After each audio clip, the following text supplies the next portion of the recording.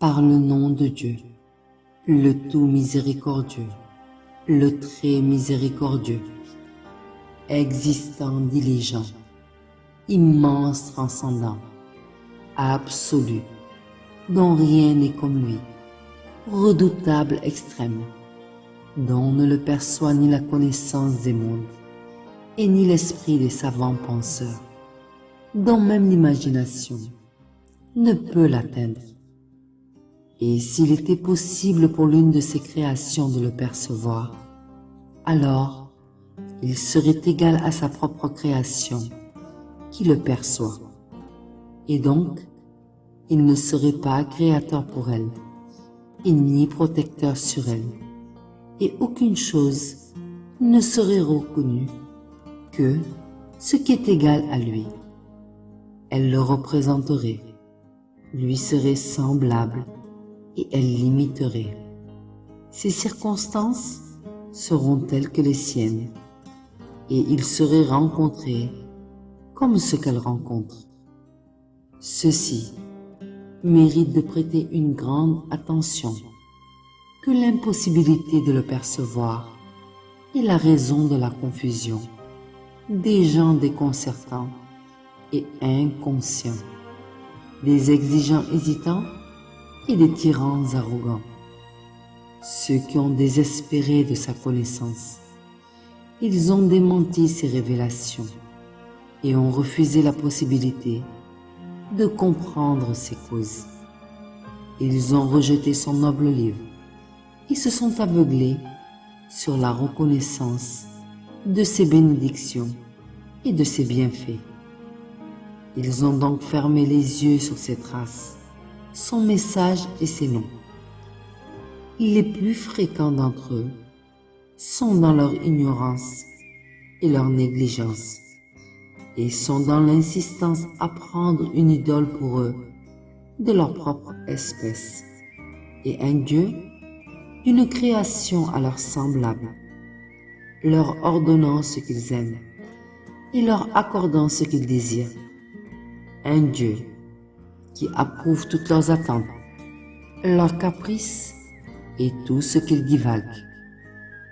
Ainsi, leurs rêves leur indiquaient l'illusion des idoles, et leurs caprices ont pris tendance à adopter les murmures de Satan.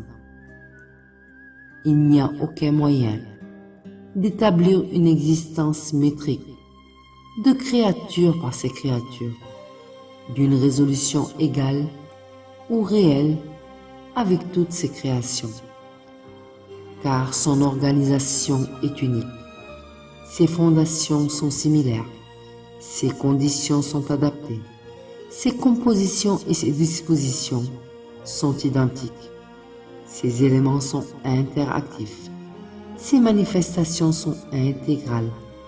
Il est intègre par toutes ses facultés. Il est le gardien de toutes les différentes sortes de ses créatures et de ses créations. Il est le condamné à une justice dont nul ne peut sa défense et dont son élévation n'est pas à la hauteur des créatures. Et sa domination ne peut être défiée.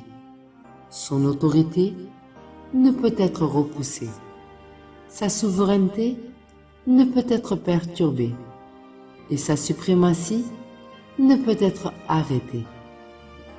Je dis que la réalité de la normalité des choses, au niveau de la servitude soumise et de la nature omniprésente, est la preuve de l'existence d'une force puissante absolue, irrésistible constante, dont sa création ne peut l'apercevoir, mais elle perçoit toutes ses créations. Elle est au-dessus de leurs pensées et de leurs perceptions. Elle est transcendante, dans la limite de leur esprit et de leur imagination. Ainsi, sa juridiction en eux est un jugement exécutoire, et son bien pour eux est un lien continuel.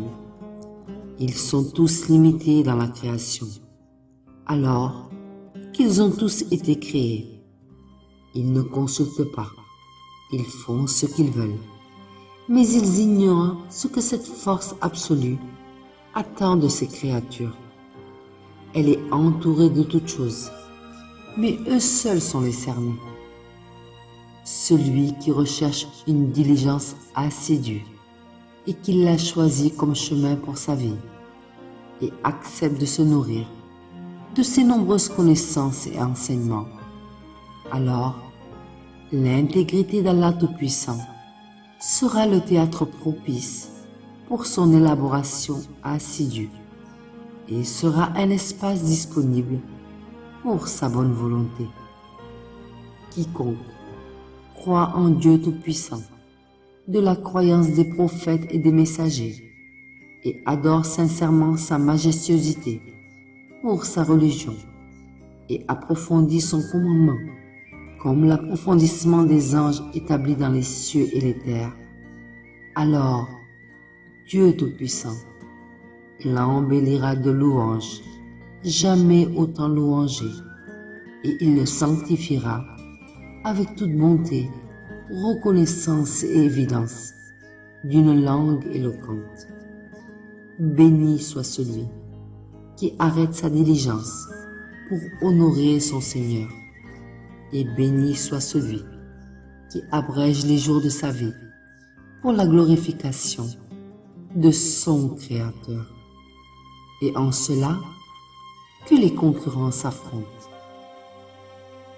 Par le temps, l'homme est certes en perdition, sauf ceux qui croient et accomplissent ses bonnes œuvres, s'enjoignent mutuellement la vérité et s'enjoignent mutuellement l'endurance.